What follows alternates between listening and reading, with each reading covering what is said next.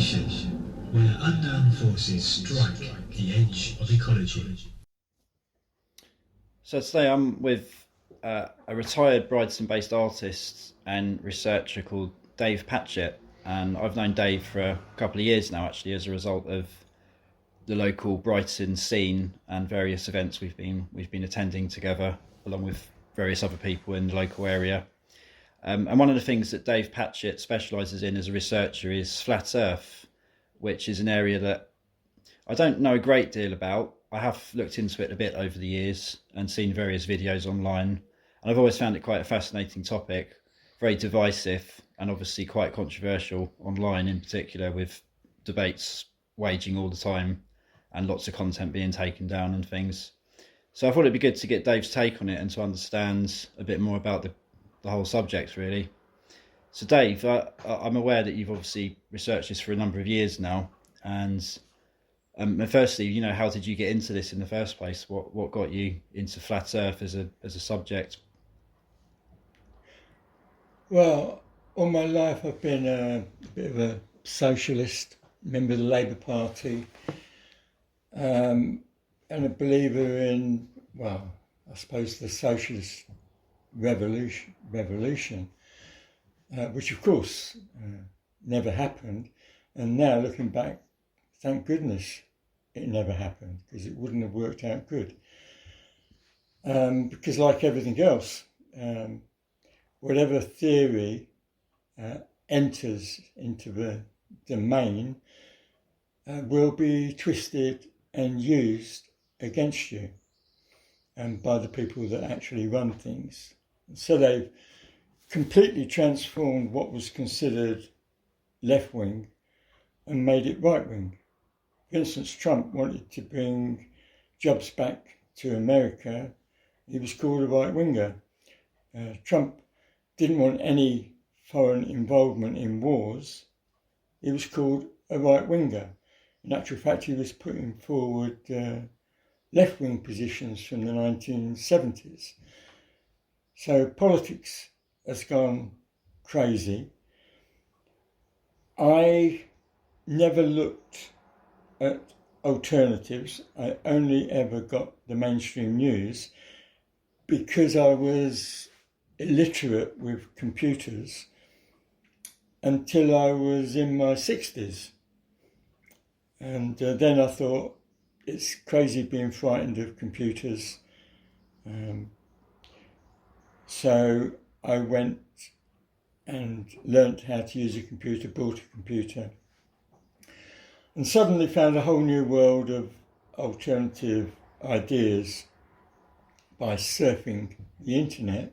So what kind of year would this be? This would be 16 years ago. Okay, so that would have been some early mid-noughties. So, yeah, okay. And discovered to my surprise that 9/11 had 100 questions that couldn't be answered by the mainstream theory.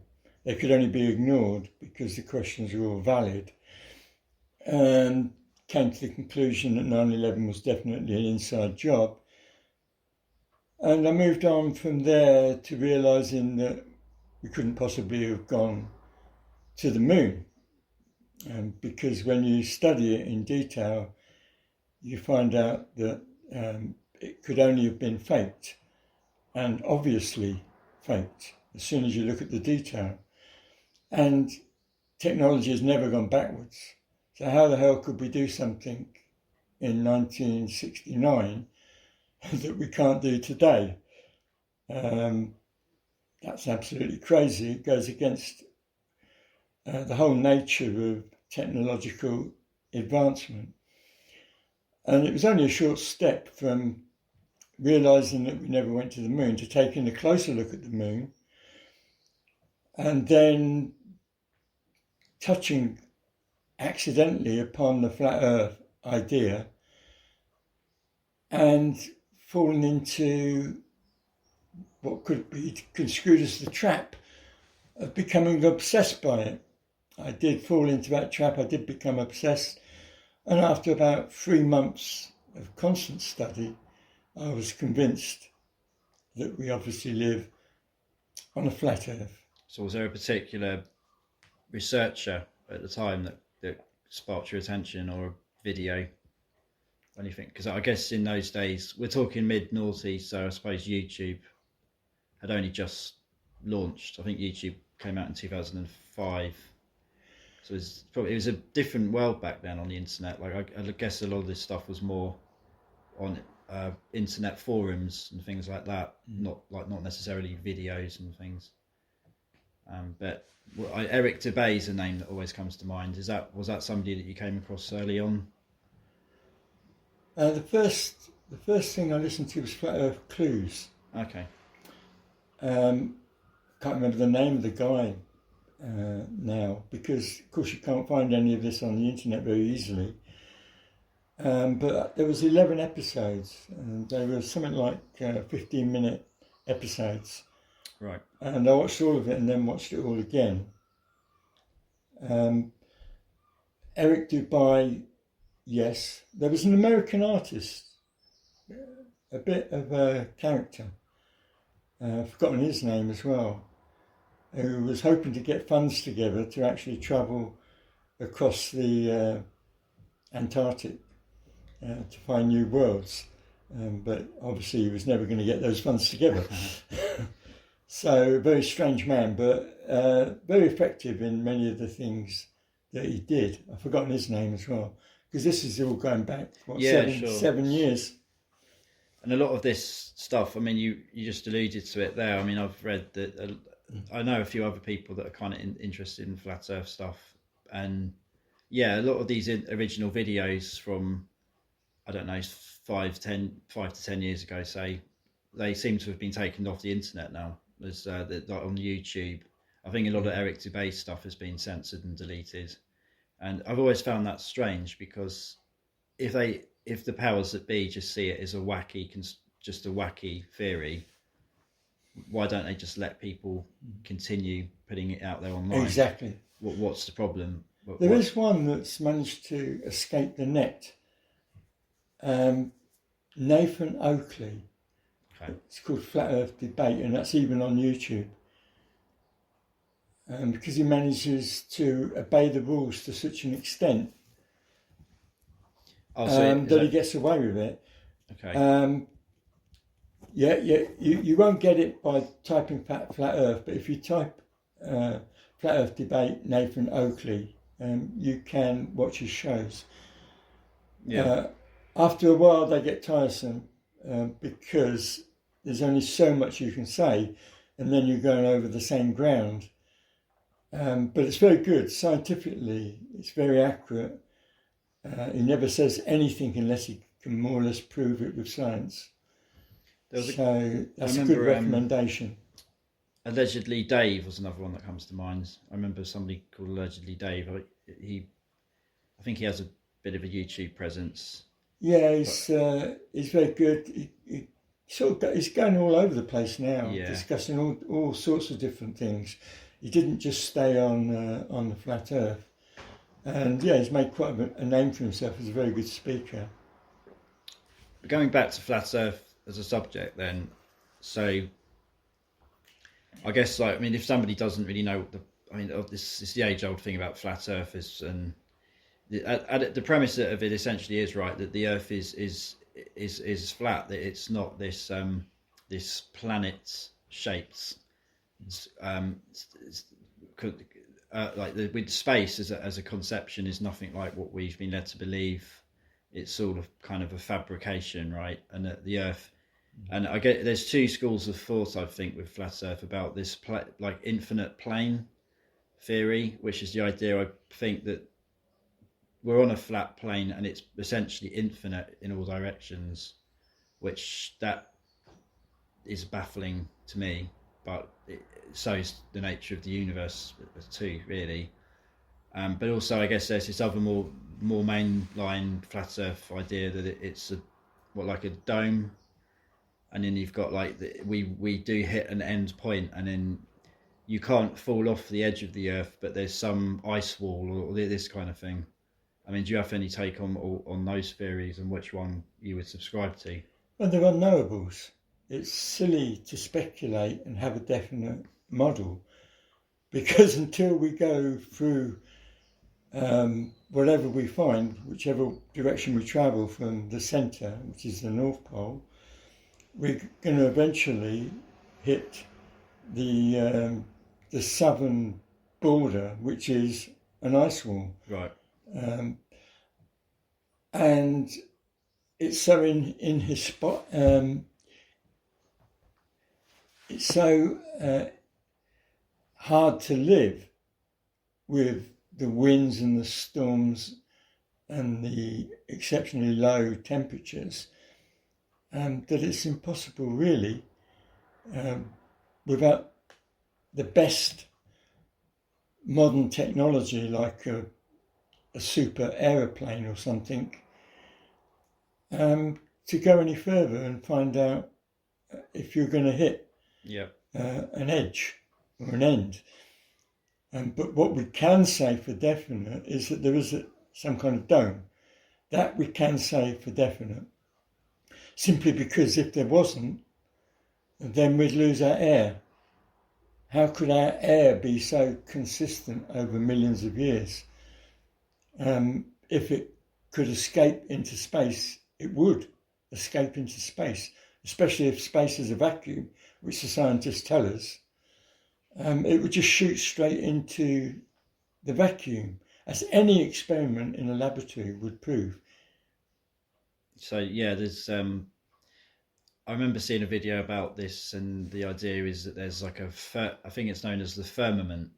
I don't know if you've heard of it described as that, but it's this sort of like layer around the dome that, but essentially if you fly an aircraft up to a certain altitude, you'll hit this firmament, which is like a sort of layer that you can't get beyond. And this is why space travel, according to the theories, isn't possible. Yeah, that's why since 1969, since they went to the moon, NASA now admits that no human being's gone higher than a couple of 100 miles. Yeah. And then in the last 40, 50 years. There's a I mean I started to think seriously about this subject a couple of years ago when I saw a video by Joe Rogan, who's a well-known podcaster, and he had a guy on called Eddie Bravo, who is just one of his mates essentially, but he was quite sold on this flat earth theory, and he kept saying, show me, he challenged Joe on, he said, show me a piece of footage from space that's real. And at first it seemed like quite an easy thing to do. You would just go and Google space footage or space pictures. And I must say, I mean, when you actually do that, you do realise quite quickly that almost everything you see looks CGI-y or faked or artistic depictions of what a spacewalk would look like. You don't really see any actual footage, which is quite interesting. And they can't even send the machinery up. They tell us that they can send machinery up to Mars, but they can't actually send the machinery up, even like without a human, but with a camera that can take footage of the Earth from, say, 8,000 miles up. Then you can see the whole Earth. Yeah. And they can't show you a single real photograph. And NASA, to be fair to them, they do admit that it's a composite because it has to be. I see.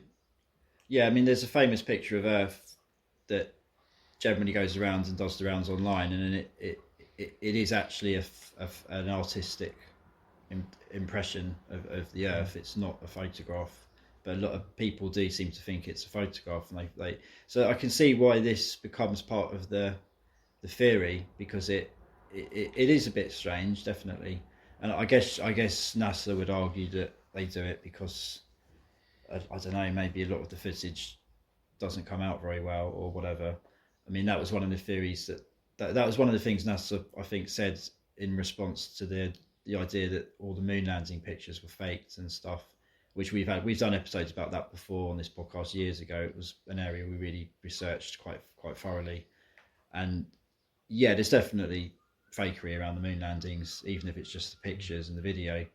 But NASA, one of the things that NASA kind of say is, oh well, maybe I think that sometimes they even admit to the fact that maybe some of the pictures were fabricated because the radiation meant that the film reels were destroyed, and they needed to have something, so they faked it in a studio. But we did go, that kind of thing. I mean, that's not NASA's take on it, but that sometimes you hear that angle, which is the idea that, well, look, if it is proven that the pictures were faked, they must have done it for a very valid reason. It's like, well, sure, but maybe it's because they just knew they couldn't go in the first place.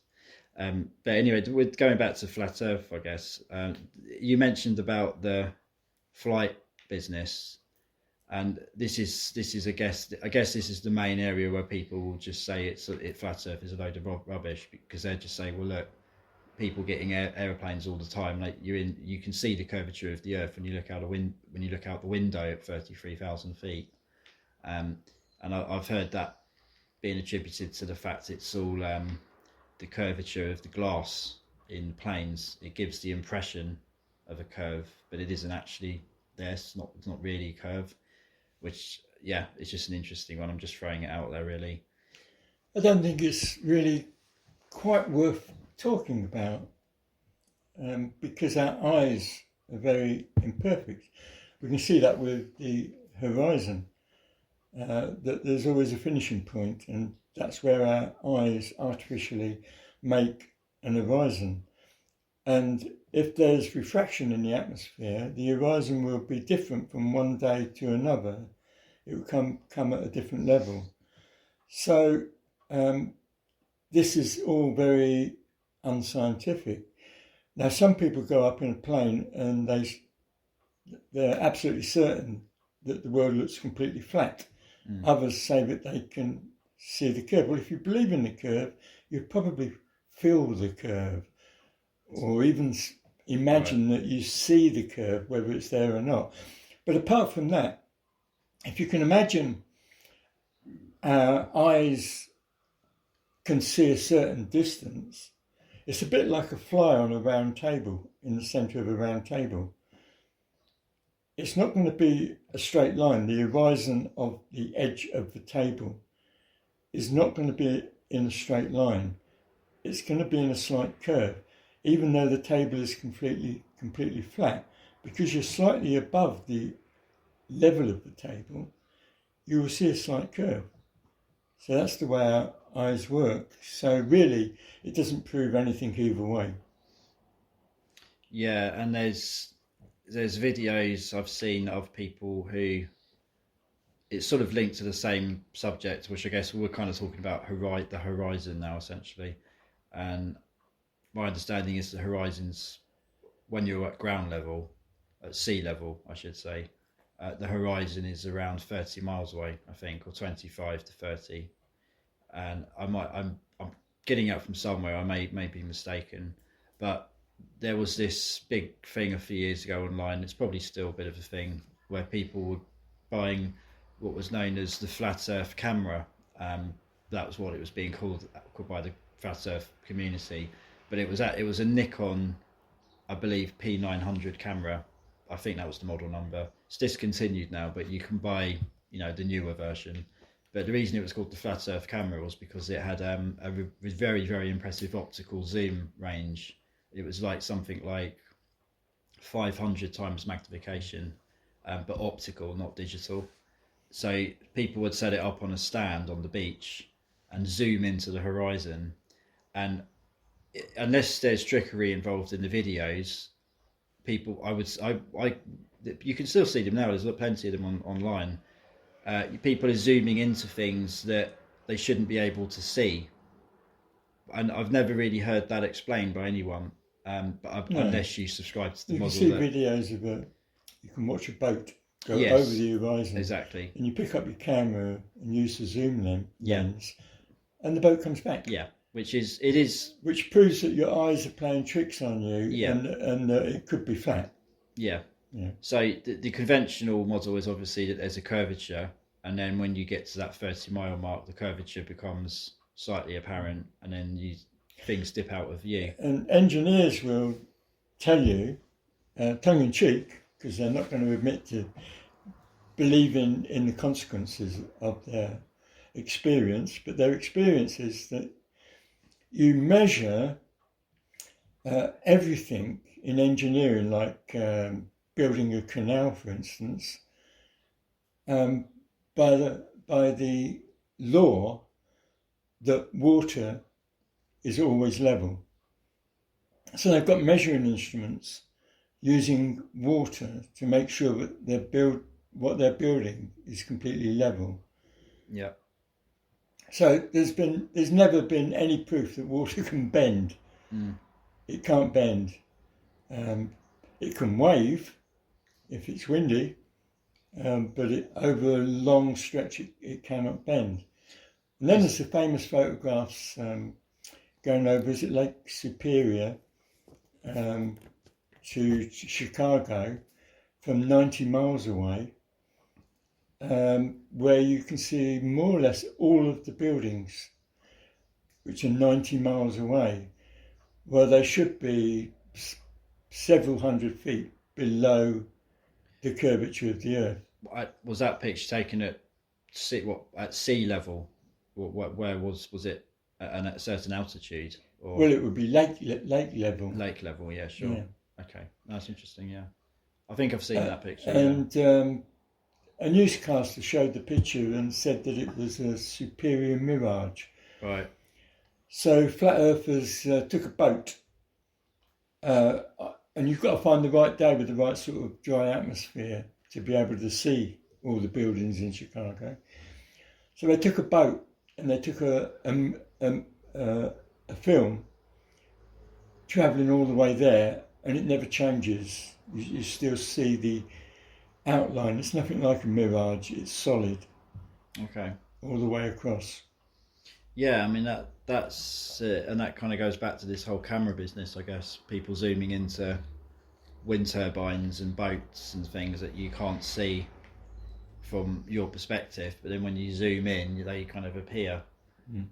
Which, yeah, I mean, I would say that's an area that needs a lot more research done, and I've never really seen a convincing argument to debunk this angle. Well, it's still a dodgy area because the eyes play tricks and refraction plays tricks, so it's still not conclusive. I wouldn't put it in my top 5 proofs about and also you do have to be wary with a lot of the videos you see of people zooming in on boats and things, because sometimes they are manipulated.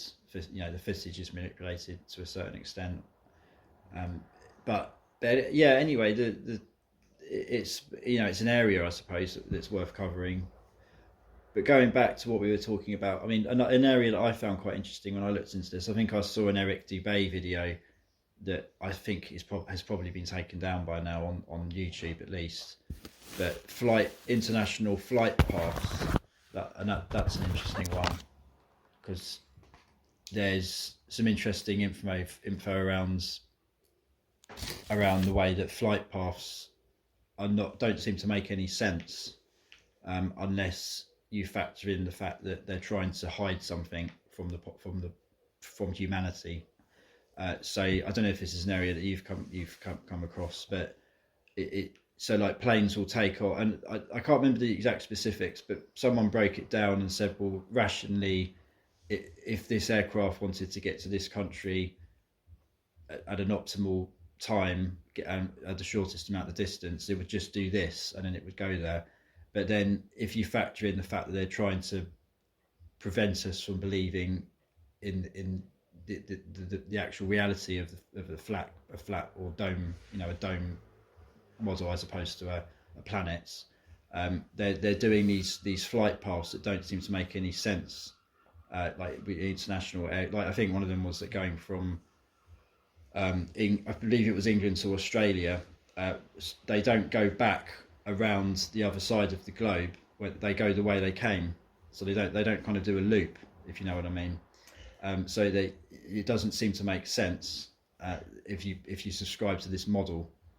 But is that an area that you've come into any close contact with? Yeah, if you go from Melbourne to San Francisco, no, not San Francisco, Santiago So you're going from Australia to South America, quite close to the tip of South America. You should go across the ocean. It's about 2,000 miles, which an airplane can do, 2,000 miles. Yeah. And you would just go across the ocean that way. But there's no such plane. There's no such Planes route, actually yeah. go way up north to over Europe to North America, and then down to South America. And the weird thing is that when you look at the flat Earth, it's almost a straight line. And this applies to just about every trip in the Southern Hemisphere. Yeah. They make no sense at all on a globe, but they make perfect sense on a flat Earth. Yeah, I think that's what I was trying to say. Like, if you see these flight paths and factor in that we're living on a flat plane, they actually sort of make sense. But if you factor in the fact that we're meant to be in a round-shaped planet, then they don't make any sense because of the fact they could go around, they could do shortcuts and things. I guess one argument is that they want to avoid extreme areas where there's extreme weather, perhaps, the south and north poles maybe. But that's just a thought that suddenly came into my mind. Well, it would be the South Pole. The south, yeah. Yeah, I mean, there is a case that you wouldn't go across the theoretical island of Antarctica, right? Which doesn't really exist in my opinion. But they've got the excuse that the weather is so inhospitable that it would be dangerous to go across. And I suppose they could argue as well, maybe it could cause issues with radio comms and all of the instrumentation when they go in terms of pole shifting and things like that. Yeah, but if you took a curve, just and missed Antarctica and went just above it to go from Australia to South America, and that would still be the most convenient and efficient route, and yet no plane does it. Yeah, it's definitely an interesting area, and I think things like this are why the conversation still wages, because these are kind of unanswered questions. I guess they're not proof of anything, but it's interesting. It's evidence. Yeah, absolutely. I mean, where else do you think? I mean, it's space. I mean, I suppose there's two other areas that are kind of core areas that we've not touched on. I suppose we've kind of touched on space a little bit already, but we talked about the idea that perhaps it doesn't. So, I mean, what about stars, and the moon and the sun, and I mean, we live in the heliocentric. Well, the mainstream view is like a heliocentric model. Sorry, that's not the mainstream view, but it used to be that everything evolved around the sun, kind of thing. But that's old hat. It's not. People don't subscribe to that now. There may be people out there that do, but it's generally not consensus. But there is this idea now that we live in, obviously in a galaxy, and planets evolve around, go through different orbits based on gravitational pulls from other planets, all this business. But do you just dismiss this? Yes, I do. Yeah. Yeah. If gravitation existed between planets in this vacuum, but the scientists tell us exists with these trillions and trillions of planets, we'd see examples, surely, of planets falling into each other, and two planets nestling together because they're attracted to one another. There's no such thing. We also don't see, there's nothing in our eyesight, or even in our camera's eyesight, that shows us one planet going around another planet. So it's all crazy speculation as far as I'm concerned. Well, what we do see is the North Star seems to be a centre, and all the stars go round and round in an almost perfect circle. Yeah. Which would happen if we were spinning, but it would also happen if the stars were spinning. So what is a star then, in your view? Is it because I've read Well, I've never certain been theories. to a star, Sure, yeah. so it's the nearest objective description I can give of a star is that it's a light, and it's a crazy light. When you look at a decent camera, and they're all different colours and they're sparkling and they're on and off sparkles, like a light show at a disco. Quite amazing, actually. Stars are, but they don't seem to have much substance. They seem to be like spectacular lights, like a light show. Yeah, I mean, again, I think it's probably Eric Dubay, but there are other videos I've seen when they touch on this. This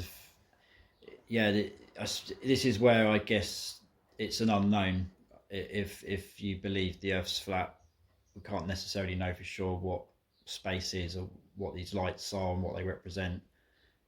But I guess, is there any need for space in a flat Earth model?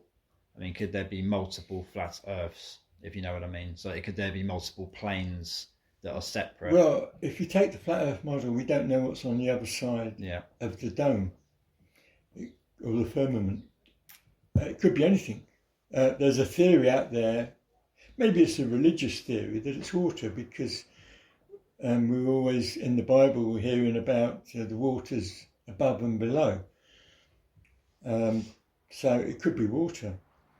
That would describe the crazy sort of waviness of starlight if it was in water and the water was shifting. Or the firmament even. We're seeing it through the firmament, which could be a liquidy sort of barrier. Yeah. Yeah. But I think the key is electromagnetism, which seems to run everything when you go up a certain height. The movement of everything seems to be electromagnetism. And the amazing thing is that you can do that in a laboratory. You can set up electromagnets that make flying discs go round and round above a kind of flat Earth level surface circle, and they can make things go round and round like the moon and the sun using electromagnetism. They can do that in a laboratory, and that seems to be the nearest best guess as to how the sun and the moon work. So that brings us to gravity, I guess. So we've not really touched on gravity yet, but it's key, I guess, to a lot of this stuff. Because we talked about water and how water's always leveled out and stuff. But so you're pointing at the word spin. I think that's the biggest proof. That's why I put it at the head of my list, is spin, which we haven't touched upon. Okay. So the science tells us that here in Brighton, we would be spinning at about 720 miles an hour.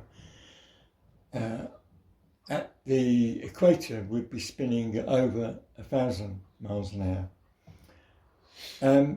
Now, if you were travelling on a train at 700 miles an hour, it would be most disturbing if you were to stand on the roof. You would be swept off that roof very, very quickly, because the air won't travel. It's not in the nature of air to travel with the conveyor belt or the surface that's beneath it. It might ruffle the surface, close to the surface, but the whole of the air is not going to travel with a surface travelling at 700 miles an hour. It's not in the nature of air. So it would create, because the air wants to be still, it would create a 700 mile an hour wind, and it would be impossible to live. That's the biggest proof that the heliocentric system is nonsense. So so I'm just trying to think back to the sort of the school day kind of take on this. Like, we're going back to basic science schooling.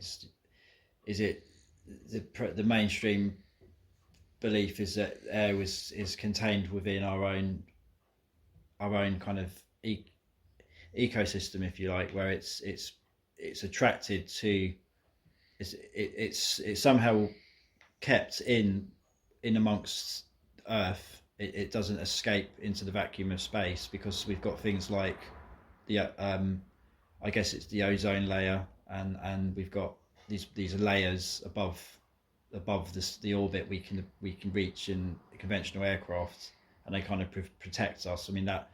I remember years ago there was do you remember the ozone layer fear, because of certain I can't remember exactly what the cause was, like just aerosol cans that were being used and had sort of CFCs in them or something like that, and there was a hole in the ozone layer and everyone was freaking out, and because air was escaping through the ozone layer. But you don't, again, I'm guessing you don't buy that model, because if air is kept, it must be somehow attracted to the Earth and kept within the Earth, even if the Earth's spinning at a certain speed. It has to be kept in a container. It's not kept in a container. It will simply disperse, level out. But if there's an ozone layer, that keeps it from, as you say, dispersing out into space. Yeah, but my point here, moving back into simplicity, is that the Earth must be still, because we can see it as still, we can feel it as still, we know that it's still, and the heliocentric system just falls. It just falls. It crashes. As soon as you realise that the Earth is still, nothing works in the heliocentric system. And it's obviously true that the Earth is still. We can't be living on the surface moving at 700 miles an hour here in Brighton without creating impossible living conditions, 700 mile an hour winds. It's as simple as that.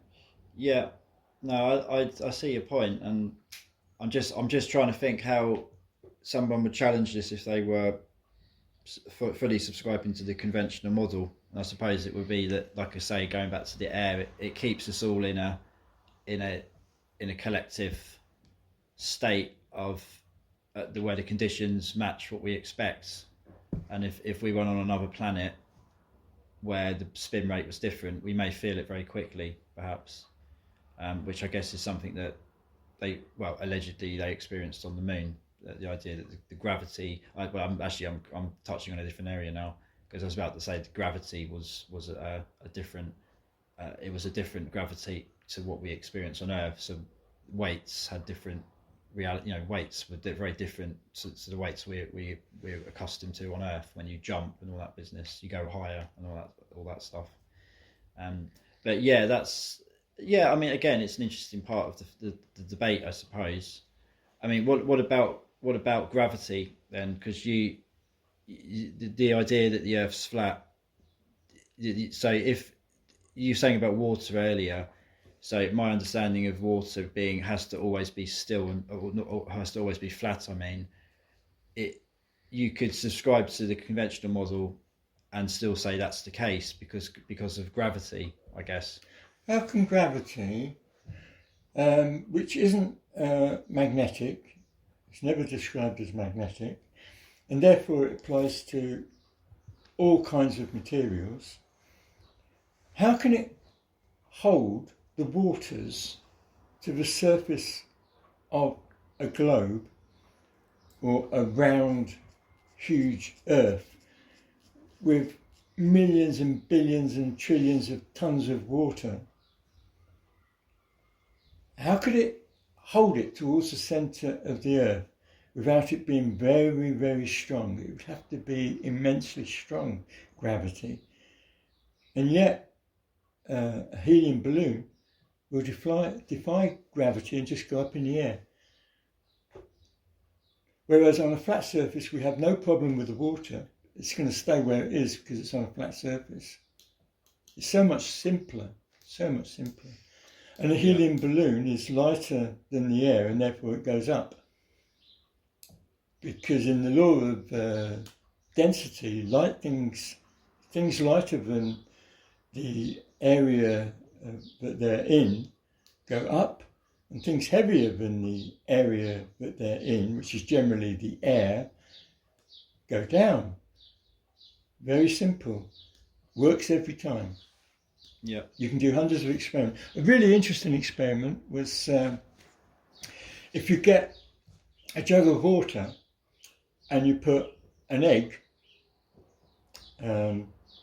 uncooked, still in its shell, put it in a glass of water, and it will sink slowly to the bottom because it is slightly more dense than the water. But if you add salt to the water and stir it a little bit, the water becomes denser and the egg will gradually rise to the top. Okay. Which is an excellent proof of relative density and how it works. So why would they lie about gravity then? What do you think now? Is it part of the way they control us by Yes, deception. Yeah, and It's, justifying a model. It's so that we don't know where we are, where we live. We're all a big accident. We're all insignificant. The world becomes insignificant. We start thinking of other planets and other peoples from different planets, and we're just an insignificant part of the huge, unfathomable giantness of everything. And we just become smaller and smaller and less significant. It's the same old thing, taking power away from us. Also, they're making billions and billions of pounds in profit. Like, I don't know what happens to the money that goes to NASA, but it's something like £60 billion a week goes to NASA. And all they're producing is CGI films. So where's, that's a slush fund. Where does it go? Does it go underground? God knows where it goes. So it's generating a huge amount of money. And it's part of the battle against religion as well. Taking people away from the rules, like the golden rule. You know, do unto others as you would have them do unto you. Taking all those rules away, making people selfish and self-obsessed, so that they can't operate as a community. Again, it's taking the power away from the people. So they designed this at the time of Copernicus, backed to a large degree, although there was a hovering going this way and then that way, by the Catholic Church. But at the time, he got considerable support from the Catholic Church, and then it wavered according to who the Pope was. But in the end, the Jesuits have been in control, more or less, of science, and have gained sway in the Catholic Church. And for the last 300 or 400 years, and they've been back in the heliocentric system and taking the power away from the people.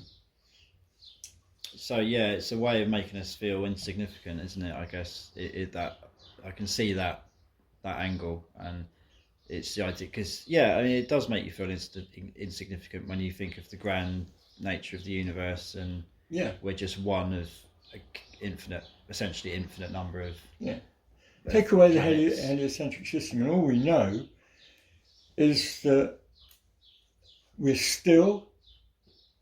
we've been here for millions of years, we're contained, and we have not a clue what's outside that containment.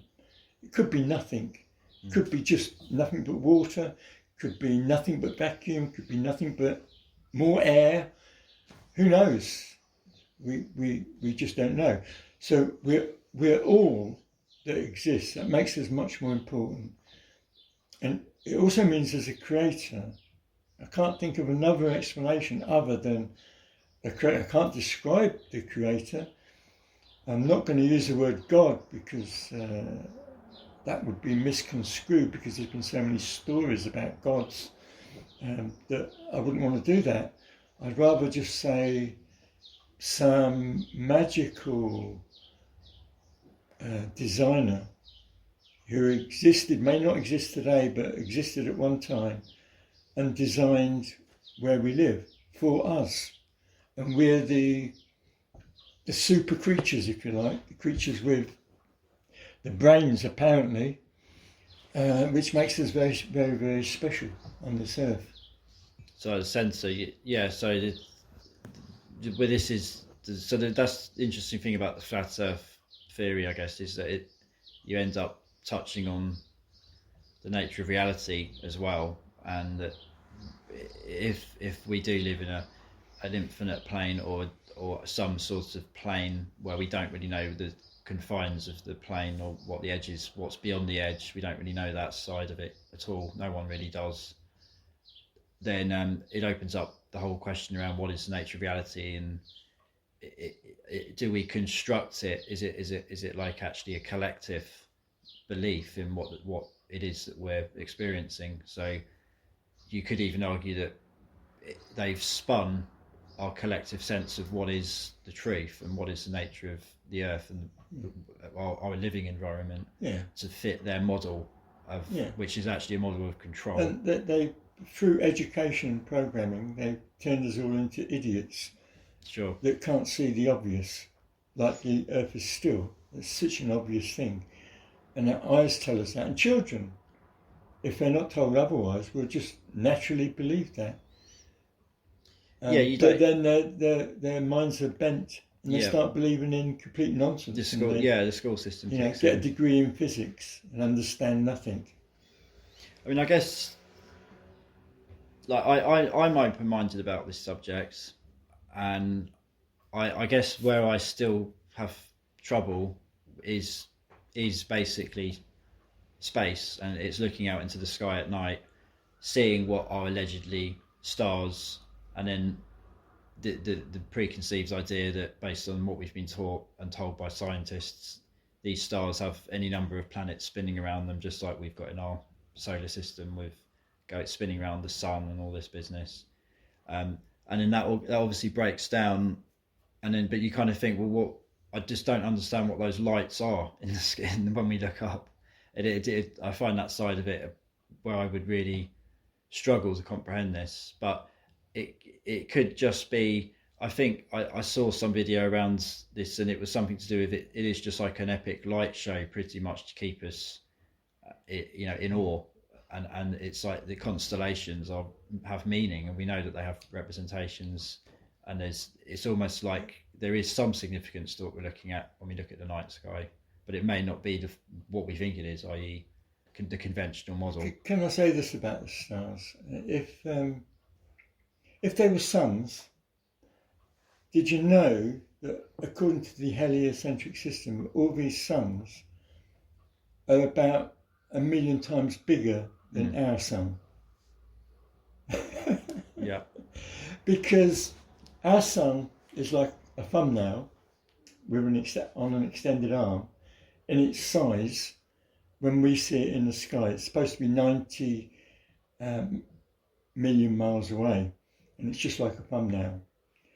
These stars are described, they have to describe them this way, the stars that we see in the sky, because there's no parallax.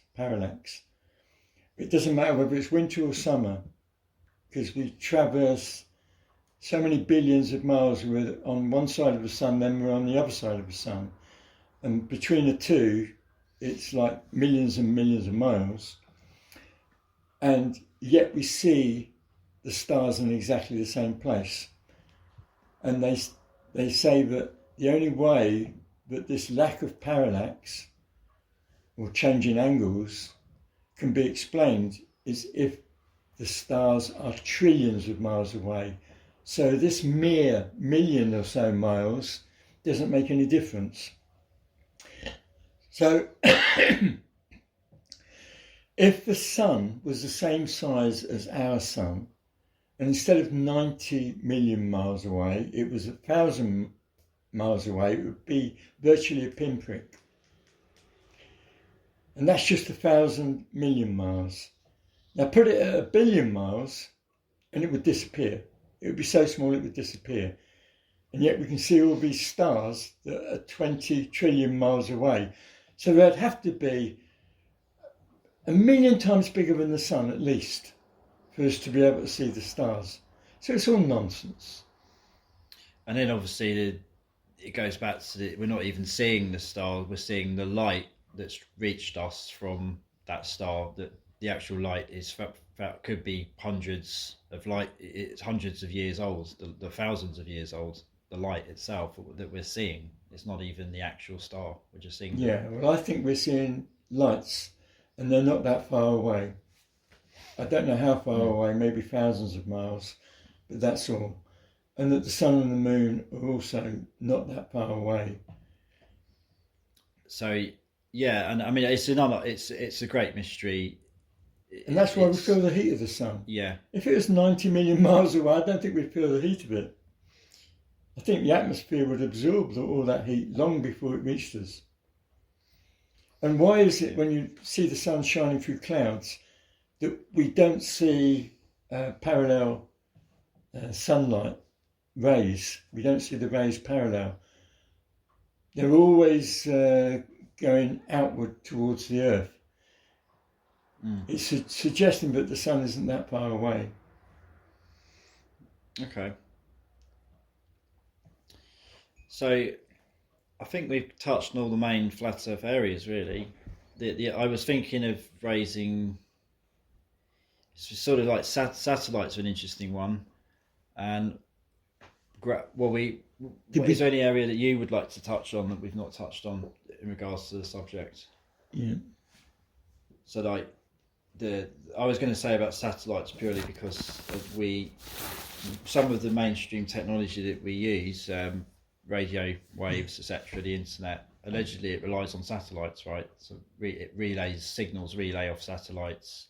They're in orbit, and they have to be in orbit for it to work because there's like a relay of different satellites that come in and out of range, and then you bounces off the satellite signals, bounce back down to Earth. So I'm just wondering how we can factor this in if we subscribe to the flat Earth model. Well, the only satellites that have come down to Earth, there's supposed to be like 20,000 at least. Yeah. I keep sending them up there. You'd imagine sooner or later there'd be a crash or a dysfunction and that they'd fall to Earth. But the only ones that fall to Earth have balloons attached. Quite interesting, isn't it? So I think that the satellites that might be up there have got balloons and they're going round the electromagnetic field, travelling round and round, quite naturally. They don't need engines or anything. And they may well be taking photographs, but I don't think they're that high up. Okay. Otherwise, we'd see fantastic photographs of the Earth's surface. We don't. We only see CGI. Yeah. So satellites are very dodgy. All the photographs of satellites are definitely faked. You see fantastic nights and lights and the curvature of the Earth and it's supposed to be a satellite picture. Why don't we see any other satellites? If there's 20, 30,000 satellites up there, how come we never see them moving together? We never see more than one. And that's the one that's got the camera on. So it's just CGI. There's lots of talk about space junk as well now. It's a big problem. Space junk, which is basically just pieces of equipment that's just been jettisoned over decades of space travel, Russian, American predominantly. And I guess the question. It should be smashing and falling you'd to Earth expect every now and then. to happen more than it does. Yeah. I think there have been cases of satellites falling to Earth due to malfunctions and things. I think there's a Russian one that apparently is due to crash at some point. It may have even crashed by now, but obviously no one knows where it's going to crash. It could be on the White House lawn, or it could be in the middle of the ocean somewhere. It's not, but it's a malfunction satellite. They can't turn it off. It's just spinning out of control in orbit. But yeah, that's interesting what you're saying around it could still apply. even if we're on a. But on a when was the dome. last time a satellite fell in Great Britain? Someone picked up Don't know a of satellite. any. Yeah, I don't know of any. Never. Cases. No. Never. Yeah. Okay. So, any other areas you want to raise? Just an interesting point that the angle of the Earth. They had to change the angle of the Earth several centuries ago because they realised they needed to explain how winter and summer could occur. Because apparently in winter we're slightly nearer to the sun than in the summer. So the only way they could explain it was to say, that's because the Earth is at an angle of, Right. I think it's 23.4 degrees, and that spinning of the Earth at that angle gives us a natural winter and summer. And Because the heat deflects from we're saying that even though we're nearer, the heat is deflecting off, and so therefore it's winter. Is it okay? Yeah. So that's why they adopted that. Well, it's very strange that when you measure that angle from the equator, the 90 degrees differentiation turns out to be 66.6. And also, when you study the speed of the Earth around the Sun, it's 66.6 thousand miles an hour. Quite strange, that, isn't number. Yeah, synchronicity perhaps, or some sign of some shenanigans that played there. Yeah. Well, it's definitely some food for thought, and like I say, I mean, it is a fascinating area. This, I do wonder as well, like going back to what we were saying at the start, it is interesting that this information does get taken down, predominantly YouTube and stuff, because again, it's just a theory. It's people discussing an idea, even if they're firm believers in the theory. Why is that so much of an issue for companies like Google? Why do they feel the need to just shut all this talk down and delete videos? Because it's just healthy. Science is meant to be a debate. It's never meant to be settled. I can easily be dismissed as a nutter because everybody's been programmed to think that science is wonderful and that the heliocentric system is endlessly fascinating, etc., etc. And like people that understand what's going on with the controllers of what happens in the world, which seems to be at the moment the whole destruction of the West in order for us all to fall in the trap of calling for the world government. That seems to be the program. People who understand this will nevertheless go absolutely berserk if you try to discuss the flat earth with them. So we're harmless cranks, and we should be treated as harmless cranks and should be encouraged. We should be encouraged. But the trouble is, when they did encourage us 6 or 7 years ago, 1 million or so people became flat earthers quite quickly. It was starting to catch on. There was I can't remember who it was, but there was a famous case on Twitter of a rapper, quite a well-known mainstream American rapper in the hip-hop scene, and they came out on Twitter, started tweeting that they believed in flat earth and that the earth was flat and that we're all being lied to, and there was a huge amount of backlash, or everyone was calling him crazy, and I don't think he backed down. I think he kept tweeting about flat earth, but then all of a sudden he just stopped tweeting, and then that was it. And I don't remember what happened. I can't remember what the end result of it was. I'll be interested to find that out now. But like I say, I think just a bit of a delve online into rapper believes in flat earth, you'll find the results. Yeah, they then run away from it. It was almost like they were told to shut up. Famous all-rounder cricketer, I forget his name. He also became a flat earther, and then he was on television a lot, and he realised that he would lose his position Yeah. if he kept on about it. So he's shut up about it. So that's a famous cricketer. Famous footballer, Matthew Letizia, Oh yeah. has become a bit of a conspiracy theorist. He has. Yeah. He's touched Yeah. the flat Earth, Oh, okay. but he's also very careful not to go No, he's on good. about it too much. Yeah, he's talked a lot about COVID and the vaccinations, etc. Yeah, he seems to be really coming out of his shell with regards to a lot of topics. But yeah, and David Icke, who can talk freely about lizards, etc. Yeah. Won't touch the flat Earth. Because even David Icke is frightened to touch the flat Earth. He skirts around it. He won't say yes and he won't say no. But he also won't research it. He refuses to research it. He's done books on the moon being a hollowed out spacecraft and stuff.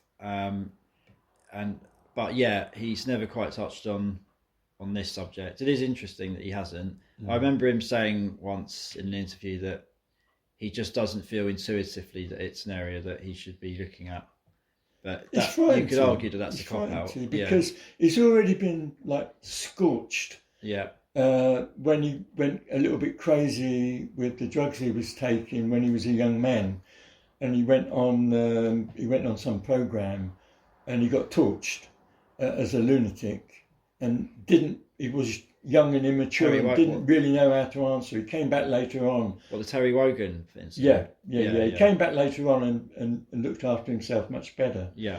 But that scorching, in my opinion, has made it so that he won't even look at it because he knows that he will be ridiculed as soon as he comes out with the objectivity that would lead him to believe that the Earth is flat.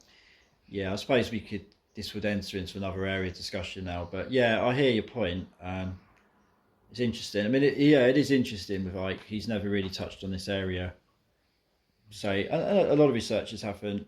They won't go near it for whatever reason.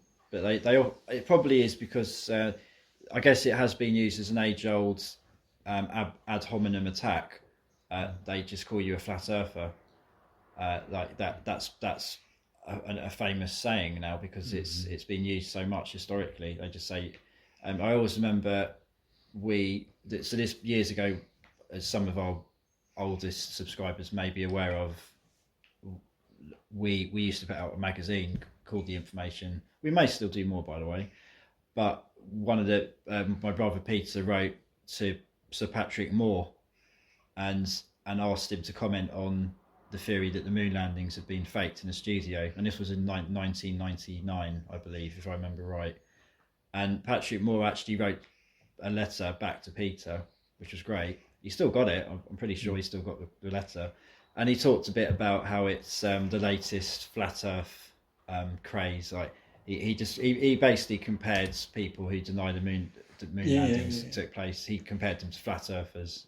Well, Cox. Was it Brian Cox? Brian Cox, yeah. Yeah, he says that if you don't believe that we went to the moon, you're a knobhead. So he called us all knobheads. Yeah. But he knows. He's in a position where he knows he's totally controlled and he's accepted the wherewithal, the money, in other words, to be a spokesman for science. But he must know. He must be a high mason, and he must know. A lot of them know. I mean, Neil deGrasse Tyson is another one. He was on. Yeah. Going back a few years, he was quizzed a little bit about the moon hoax theory, and he kept just repeating a mantra, but he wouldn't actually just try and explain the anomalies around some of the pictures and the things. He wouldn't just sit there and even acknowledge that there were anomalies. He just repeated the mantra. Yeah, he's a frightened man. It's strange, really. He's a frightened man. He won't go out on a limb. He was actually ingratiating to Neil deGrasse Tyson. It made my stomach churn, actually. And yet, he's being censored in today's society for being too radical. Yeah. That's how crazy the world is now, and how bad censorship is. Yeah, we live in a hive mind at this point, where if you question anything, you're just branded a crazy nut, and and exposed on social media, and it reminds me of that Japanese expression. They live by it in Japan allegedly, and maybe historically they did anyway. Maybe not so much now, but never be the first nail to stick out because you'll be the first one to get hit by the hammer. So it's like they're trying to keep everyone down in this suppressed state, I guess. Yeah. But that we could go off on tangents now. But yeah, it's been interesting, Dave. Thanks. It's been good hearing your thoughts on flat Earth, and we've been meaning to do this for a while. So yeah, thank you. Thanks for your time. Okay, well, thank you for. I suppose I've been interviewed, so thank you for that. Yeah. And the reason that I'm able to speak freely about the subject is that I've got nothing to lose. Sure. I'm not trying to get anywhere. I'm comfortable in my own skin and have no ambition. So, nothing to lose. I can say whatever I like. Yeah, let's hope it stays that way. Okay, cheers, Dave.